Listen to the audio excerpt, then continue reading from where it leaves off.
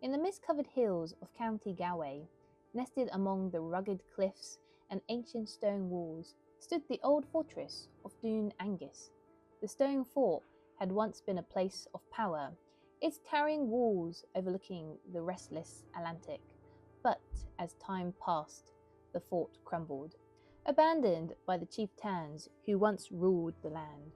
Its only inhabitants now were the winds that howled through the gaps in the stones, carrying with them the forgotten whispers of a long-gone past.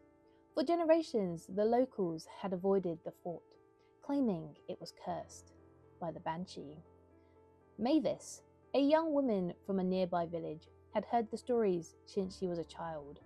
The Banshee was a creature of sorrow, her mournful wail a harbinger of death. She was said to appear in the dead of night, her ghostly form emerging from the mist, her eyes hollow with grief. No one ever saw her, but the sound of her cry would fill the air before a tragedy struck. As a child, Mavis had dismissed the tales as mere superstition, but now, as an adult, she could not help but feel an unsettling pull towards the ruin of Dún Aengus. The stories, the warnings, and the ancient stones seemed to call to her in ways she couldn't understand. One autumn evening, after a long day's work at the market, Mavis made the decision to visit the fort. The sun had already set, and the moon hung low in the sky, casting an eerie light over the hills. The air was cold, sharp with the scent of the sea, and the air whipped through the grass, bending them in strange, twisting patterns. She didn't tell anyone where she was going, knowing they would only try to stop her. As she approached the fort, the silence was almost suffocating. The ruins, once a place of pride and power, now felt like a grave, cold and lifeless. The stones groaned beneath the weight of history, their edges softened by centuries of wind and rain. Mavis stood at the entrance, her heart pounding in her chest, but still, she pressed forward, driven by some unknown force. The air grew colder as she crossed the threshold, and the ground beneath her feet felt unnervously soft, as if the earth itself was shifting. The wind howled louder, swirling around her, as though it was alive, carrying with it a soft, mournful cry. It was a sound that made her blood run cold, a wail that seemed to echo from the very stones themselves. She stood frozen, the hair on the back of her neck standing on its ends. The wail came again, louder this time, and Mavis' heart raced. She had heard stories of the Banshee's cry before, but nothing had prepared her for the stone-chilling terror of hearing it in person. The cry grew louder, still. The cry grew louder, until it felt as if it were right behind her, filling the air, pressing in on her from all sides. She turned, her breath quick and shallow, but there was nothing. No figure, no creature, just the desolate ruins stretching before her. The cry was all around her now, as though the very air was alive with it. It was a sound of grief, of loss, or something ancient and sorrow beyond words. And then, through the mist, she saw it. A figure, barely visible, emerged from the shadows. It was a woman, her face pale and drawn, her hair wild and tangled. Her eyes were hollow, black as the void, and her mouth was open in a silent scream.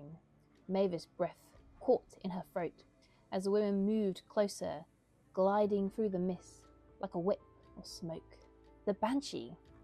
The woman's gaze fixed on Mavis, and for a moment everything around her seemed to fall away. The wind, the cry, the earth beneath her feet. Everything disappeared, leaving only the two of them standing there, locked in that eternal moment. "Why do you come?" the Banshee whispered, her voice a dry rasp, barely audible above the wind. Mavis wanted to scream, to run, but her legs felt like stone. The creature's eyes bore into her, filling her mind with visions of death, of destruction, of sorrow so deep it threatened to drown her. She could see faces, people she knew, people she loved, fading into shadows, disappearing one by one, as if erased by some unseen hand. "You are too late," the Banshee whispered again, her voice growling louder, more desperate. "You are the last to hear my wail." The air grew colder, still, and Mavis felt herself drawn toward the Banshee, as though the creature were pulling her into some unseen void. She could feel her body growing weak, her thoughts growing distant. The Banshee's wail filled her mind, suffocating her, and then, as suddenly as it had started, the sound ceased. Mavis staggered back, her breath ragged, her heart racing in her chest. The Banshee was gone, vanished into the mist, leaving nothing but the silence and the wind. The cold still lingered in the air, but the overwhelming weight of dread had lifted, leaving Mavis trembling in its wake. She turned and fled, not daring to look back at the ruins of Dún Aengus. The wind seemed to chase her as she ran, howling in her ears, but she dared not stop. When she finally reached her village, she collapsed into her bed, her body trembling, her mind racing.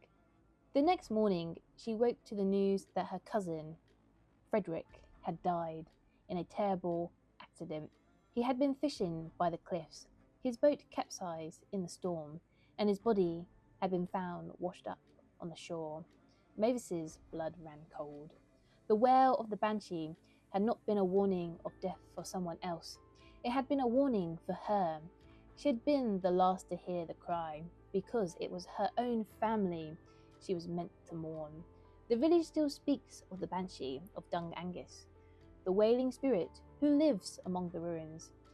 They say she appears before tragedy strikes, a harbinger of loss, of death, and they say that, when the wind howls across the cliffs, if you listen closely, you might hear her cry, carrying the grief of 1,000 souls across the hills.